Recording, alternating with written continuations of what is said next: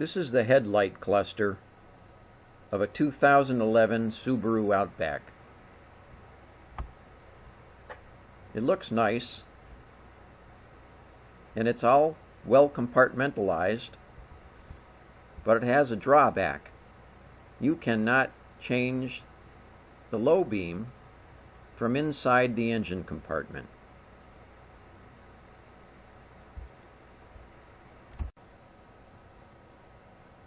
The manual instructs you to remove the cowling around the wheel well in order to get this done. Here's a rundown of the tools that I used for this job. I jacked up the car because I was taking off the tire. I put a jack stand under it for safety.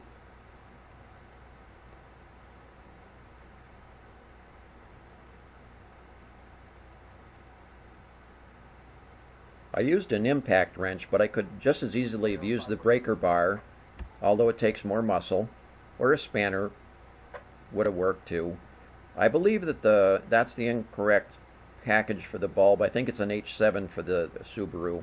I used rubber gloves to protect the bulb from the oils in my hands, and 3 screwdrivers, 1 Phillips and 2 flat blades, and a pair of pliers to help pull out all the little fasteners. You just use them as you need them. You'll get the feel for it.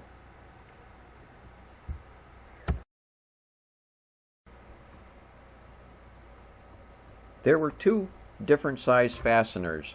There was a larger fastener that didn't have any sort of way of backing it out short of prying it out with the smaller flat-bladed screwdriver, then using the larger flat blade to pull it backwards. I'm going to get a better light here.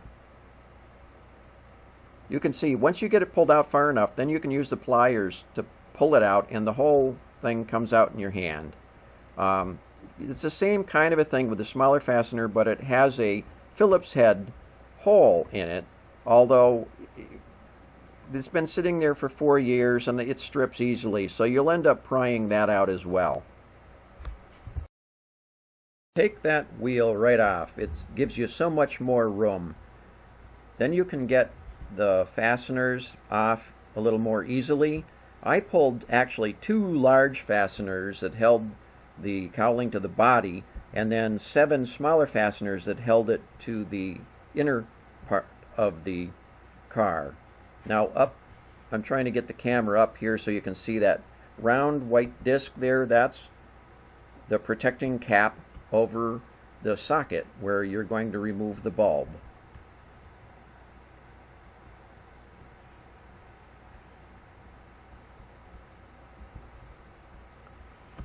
As you can see, there's not a lot of space here to work with, and I was working in a pretty cold garage with a thick coat on.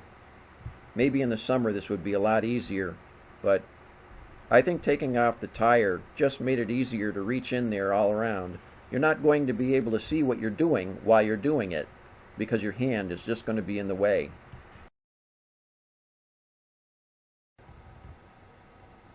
This is that protective cap.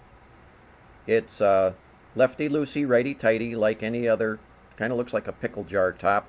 Make sure you get it lined up right. See that projectile there sticking out the side? You make sure that when you get it back, it's in the same angle it was. Now I'm putting the camera up. You can see underneath where the back side of the bulb is sticking out, the wires that the socket that plugs into it. And there's a wire clip there you're going to have to push down and pull to the side to unclip the old bulb, slide the new bulb in, and then put that clip back on, and then put the plug back on. There's a little piece on the side that sticks out to make sure that you get it in the right place. It sticks to the right. That is where you'll be putting it.